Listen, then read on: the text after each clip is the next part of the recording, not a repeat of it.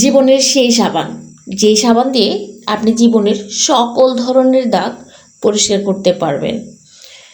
সেটা হয়তো সম্পর্কের হোক বা অন্য কোনো ধরনেরই হোক, সব ধরনের দাগে কিন্তু পরিষ্কার হয়ে যাবে।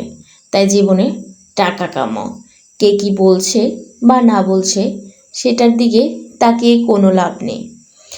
এই যে আমি ভিডিও করি, এটা নিয়ে কত মানুষের কত মাথা ব্যথা। এই যে আমি ঢং করি, এই এত ঢং করে কেন, এইসব ঢং মানায় না। কত নানান রকমের কথা শুনতে হয় নানান রকম মানুষের মুখ থেকে। আমার তো মেসেঞ্জার একদম ভর্তি হয়ে যায়, আপু আপনি এত ঢং করেন কেন, এইসব ঢঙ্গে আপনাকে একদমই মানায় না। ও হে মানুষজন, মেয়েরাই তো ঢং করবে তাই না? ঢং করার জন্য মেয়েদেরকেই তো বানানো হয়েছে, পুরুষদেরকে তো নয়। তাই মেয়েদেরকে অবশ্যই ঢং করতে হবে। ঢং না করলে আপনাদের মতো পুরুষদেরকে ভালোবাসার মায়া জলে কিভাবে বন্দি করে রাখবো আমরা বলেন? তাই আমাদেরকে অবশ্যই কিন্তু বেশি বেশি ঢং করতে হবে। যাই হোক, তোমাদের সাথে কথা বলতে বলতে এই যে আমি চলে আসলাম আজকের রান্না করার জন্য। তো আজকে রান্নার জন্য একটা লাউ আর মূলার শাক নিয়ে নিলাম। যেহেতু আমাদের সবজি, সকল ধরনের সবজি আমরা কাটাকুটা করার আগে অবশ্যই আমাদেরকে আগেই পরিষ্কার করে নিতে হবে। কারণ আপনি যদি এই যে লাউ তরকারি, এটা যদি আপনি একদম কাটাকুটা করে ধুইতে যান তাহলে কিন্তু পুষ্টি আর থাকবে না। তো এই জন্য কাটাকুটা করার আগে আপনাকে একদম পরিষ্কার করে নিতে হবে। তা আমি সকল ধরনের সবজি কিন্তু এইভাবেই পরিষ্কার করে থাকি। তো আপনার ময়লাগুলোও চলে যাবে আর কোনো সমস্যা থাকবে না। এদিকে কাটাকুটা সব কিছু একদম সুন্দর করে করে চলে আসলাম জমিতে কাজ করার জন্য। কারণ আমার জমিতে কাজ করতে ভালো লাগে।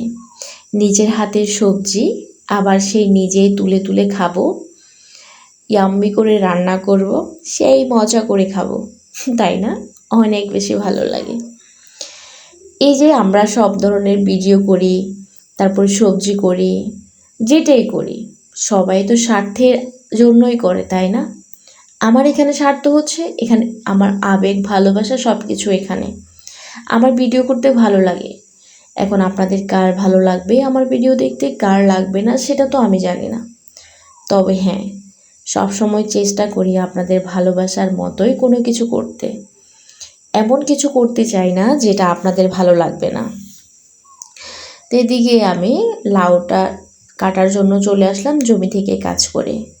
সেই সকাল ভোরবেলা আমি উঠি, ধাপে ধাপে একটা একটা করে আমার কাজ শেষ হয়। সবসময় আমি চেষ্টা করি আমার কাজগুলা আমি আমার নিয়মে করতে, কারো নিয়মে না। কারণ আমি চাই আমার সেই ছোট্ট সংসারটা আমার নিয়মেই চলুক, আমার সংসারে কারো খবরদারি না চলুক। যেন আমার ইচ্ছে হলে কাজ করতে পারবো, আমার ইচ্ছে না হলে কাজ করব না। তবে হ্যাঁ, আমি সব সময় চাই আমার সংসার আমার নিয়মে চলুক, আমার সংসারে কারো খবরদারি না চলুক। এটা শুধু আমি না, আমাদের প্রতিটা আপুই চাই, তাই না? তাই ওইভাবে কিন্তু সংসারটা ঘরে নিতে হবে। যাই হোক, এই পর্যন্ত আমার ভিডিওটা আমার ভালোবাসার মানুষগুলা যারা দেখেছেন তারা কিন্তু একটা লাইক দিতে কিন্তু ভুলবেন না। আপনাদের একটা লাইক, একটা কমেন্ট আমার কিন্তু অনেক বেশি অনুপ্রেরণা। এই যে লাউগুলা কাটাকুটা করে একদম রেখে দিলাম, আর যে লাউর যে চামড়াগুলা এগুলো কিন্তু আমি অনেক অনেক বেশি পছন্দ করি। লাউর চামড়া আর সাথে একটা আলু দিয়ে আর একদম দেশি ধনিয়া পাতা উপর দিয়ে দিলে ভাজি করে খেলে এত বেশি ভালো লাগে। যারা এখন পর্যন্ত লাউর চামড়া ভাজি করে খান নাই তারা কিন্তু খেয়ে একবার বলবেন আমাকে কেমন হয়েছে। যারা একবার খেয়েছেন আমি জানি তারা কিন্তু বারবার খেতে চাইবেন। এটা এমন একটা সবজি যেটা মজা যে পেয়েছে সে কিন্তু বারবার খেতে চায়। আজকে যেহেতু লাউ রান্না করব, সেই জন্য লাউর চামড়াগুলা একটা প্যাকেটে করে রেখে দিচ্ছি ফ্রিজে। কারণ একদিনে দুনো ধরনের রান্না করলে একদমই ভালো লাগবে না। সাথে কিন্তু আবার আছে মূলার শাক। তো এইদিকে যেহেতু একা মানুষ, সে সকাল থেকে সংসারের কাজগুলো আমাকে একাই করতে হয়। আস্তে আস্তে ধাপে ধাপে সব ধরনের কাজ আমি করে নিই, কারণ রান্নার সময় সব কিছু যদি একদম হাতের নাগালে থাকে তাহলে কিন্তু রান্না করতে আর কোনো সমস্যা হয় না। সেটা যত মানুষের জন্য রান্না করতে হোক, কোনো সমস্যা নাই, যদি সকল ধরনের সব কিছু একদম পাশে থাকে। তো আপনাদের সাথে কথা বলতে বলতে আমি কিন্তু একদমই মূলার শাকগুলা ভাজি করে নিচ্ছি। আর শীতকাল মানে আমাদের নানান ধরনের শাক সবজি খাওয়ার একটা সময়। আমরা এই সময় অনেক ধরনের সবজি খেয়ে থাকি, একদম তাজা তাজা সব ধরনের সবজি খেতে পারি। আর যারা আমরা গ্রামে আছি তাদের কথা তো আর না বললেই নয়, তারা তো একদমই তরতাজা সব কিছু পায়, মাছ থেকে শুরু করে সব ধরনের সবজি, আবার সাথে আছে মাংস। তো এদিকে মূলা শাকগুলা আমার রান্না করার জন্য আমি সবগুলো একদম কেটে বেছে নিচ্ছি। এরপরে যেহেতু মাটির চুলায় গ্রাম অঞ্চলে বেশিরভাগ রান্না করা হয়, তো আমিও কি আর করার, শীতকালে ভাবতেছি চুলায় রান্না করব। অনেকদিন যেহেতু আমার চুলায় রান্না করা হয়নি, চুলাগুলো একদম মানে শ্যাওলা পড়ে আছে ভিতর দিয়ে, তো এই জন্য আমি সুন্দর করে যতটুকু পারি এগুলার মাটি দেওয়ার চেষ্টা করছি।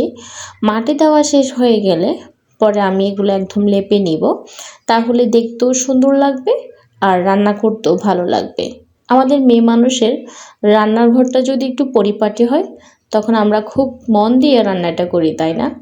আর যদি অগোছালো হয় তখন আমাদেরও রান্না করতে আর ভালো লাগে না। তো বন্ধুরা, আমি আমার জায়গা থেকে যতটুকু পারি চেষ্টা করি সারাদিনই কোনো না কোনো কাজ করার, কারণ কাজ করতে আমার ভালো লাগে, আমি কাজ করতে অনেক বেশি পছন্দ করি। সেটা কাজ পারি বা না পারি, তবে আমার চেষ্টা সব সময় থাকে, কখনো আমার চেষ্টার ত্রুটি থাকে না। যারা আমার ভিডিওটি এই পর্যন্ত দেখে আসছেন আপনাদেরকে সবাইকে জানাই অসংখ্য অসংখ্য ধন্যবাদ, এবং যারা এখনো একটা লাইক দেন নাই, আপনাদের একটা লাইক পেলে নিজেকে অনেক বেশি ধন্য মনে করি, কারণ এত কষ্ট করে ভিডিও করি, সে ভিডিওতে যদি কোনো লাইক ভিউ যদি না আসে অনেক